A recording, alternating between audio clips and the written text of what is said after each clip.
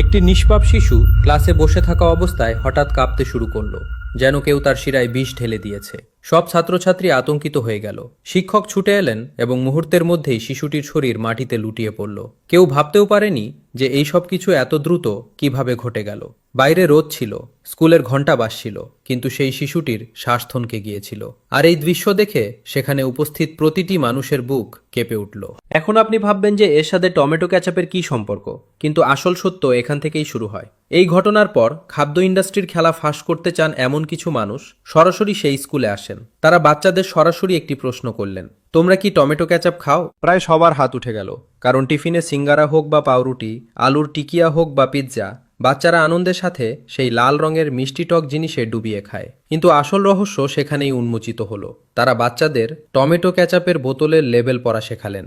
বাচ্চারা হাসতে হাসতে বলছিল, স্যার, এতে তো E415 ঠিকানার লেখা আছে। ঠিক তখনই তাদের হাতে একটি ছোট প্যাকেট এলো, সেই একই কেমিক্যাল E415। তারা ক্লাসের সামনে এক গ্লাস জল নিলেন এবং তাতে এই পাউডারটি মিশিয়ে দিলেন। প্রথমে জলটি একেবারে স্বাভাবিক দেখাচ্ছিল, কিন্তু কয়েক মিনিটের মধ্যেই সেটি এতটাই ঘন হয়ে গেল যা কেউ কল্পনাও করেনি। জলের রং বদলায়নি, কিন্তু এর ঘনত্ব দেখে মনে হচ্ছিল যেন এতে লাল রং মিশিয়ে দিলে তা হুবহু টমেটো কেচাপ হয়ে যাবে। বাচ্চারা একদম স্তব্ধ হয়ে গেল। ভাবুন, যে জিনিসটি আমরা রোজ বাচ্চাদের টমেটোর নামে খাওয়াচ্ছি তাতে আসলে কতটুকু টমেটো আছে? খুব কম।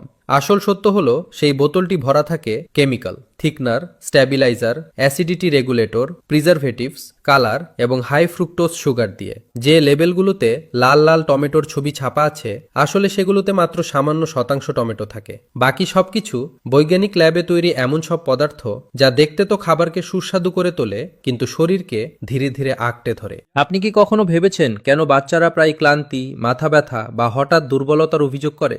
কেন এত অল্প বয়সেই তাদের দাঁত আর হাড় দুর্বল হয়ে যাচ্ছে? কেন 10 বছরের বাচ্চাদের মধ্যে পেটের গ্যাস্ট্রিক সমস্যা আর স্থূলতা বাড়ছে? এই সব কিছু শুধু বার্গার পিৎজা থেকে নয়, বরং সেই লাল বোতলটির সাথেও জড়িত যা আমরা চোখ বন্ধ করে ভরসা করে কিনি। E415, যাকে বৈজ্ঞানিক নামে জেনথানগাম বলা হয়, এটি শুধু খাবারকে ঘন করার কাজ করে, কিন্তু এটি সেই পদার্থ যা বড় বড় ল্যাবে ব্যাকটেরিয়া থেকে গেজিয়ে তৈরি করা হয়। এটি সহজে শরীরে হজম হয় না। বাচ্চাদের নাজুক পেটে যাওয়া মাত্রই এটি অন্ত্রের আর্দ্রতা শুষে নেয় এবং ধীরে ধীরে পাচনতন্ত্রকে ভারসাম্যহীন করে তোলে। শুরুতে এটি সাধারণ গ্যাস বা কোষ্ঠকাঠিন্যের মতো মনে হয়, কিন্তু বছরের পর বছর একটানা সেবন করলে এই নিরীহ চেহারার এডিটিভটি শরীরে মারাত্মক ক্ষতি করতে পারে। এটি ইনসুলিন রেজিস্ট্যান্স, স্থূলতা এবং মেটাবলিক রোগের জন্ম দেয়। আর শুধু তাই নয়, ক্যাচাপে মেশানো প্রিজারভেটিভ যেমন সোডিয়াম বেনজয়েট যখন শরীরে উপস্থিত ভিটামিন সি এর সাথে মিশে যায়, তখন এটি বেনজিনের মতো কার্সিনোজেনিক, ক্যান্সার সৃষ্টিকারী যৌগ তৈরি করতে পারে। ভাবুন, আপনি যে জিনিসটি বাচ্চাদের খাবারের স্বাদ বাড়ানোর জন্য ব্যবহার করছেন, সেটি তাদের কোষগুলোকে ধীরে ধীরে ধ্বংস করছে। এখন আপনি হয়তো বলবেন, সামান্য একটু খেলে আর কি হবে? এটাই সবচেয়ে বড় ধোঁকা। এই কোম্পানিগুলো জানে যে মানুষ প্রশ্ন করবে না। আমরা লেবেল পড়ি না।